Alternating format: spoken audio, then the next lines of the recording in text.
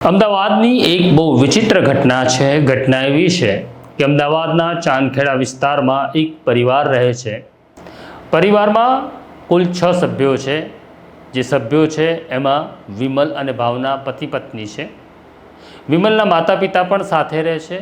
2 દીકરી હતી. આ હતી શબ્દ બોલતા અત્યારે તકલીફ થાય તેવું છે. દીકરીનું નામ હતું રાહા. રાહા 2.5 મહિનાની જ હતી. હજી તે પોતાને મમ્મી પપ્પાને ઓળખી શકે એટલી પણ મોટી નહોતી. અને બીજી દીકરી હતી 3 વર્ષની મિષ્ટી. આજે મિષ્ટી અને રાહા આ દુનિયામાં રહ્યા નથી.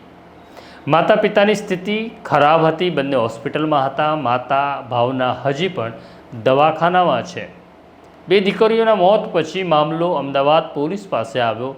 અમદાવાદની ચાંદખેડા પોલીસે તપાસ કરી અને પરિવારનું કહેવું એવું છે કે તેમણે નજીકમાં આવેલી ઘનશ્યામ ડેરીમાંથી ઢોસાનું ખીરું લાવ્યા હતા. ખીરામાંથી ઢોસા બનાવ્યા અને પછી આ ઘટના ઘટી છે. અત્યારે સ્થિતિ એવી છે કે બંને દીકરીઓના પોસ્ટમોર્ટમ થયા છે, પરંતુ પોસ્ટમોર્ટમનો રિપોર્ટ હજી બહાર આવ્યો નથી.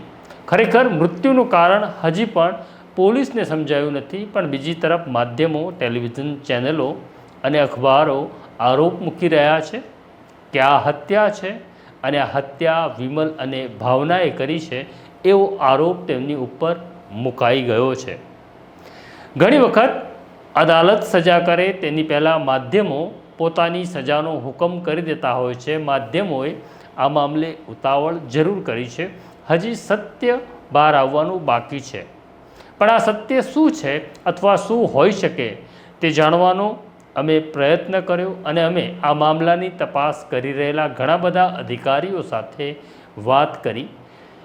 વાત કર્યા પછીના જે તથ્યો સામે આવ્યા છે એની વિગતે વાત કરીશ. આખો ઘટનાક્રમ પણ સમજવા જેવો છે.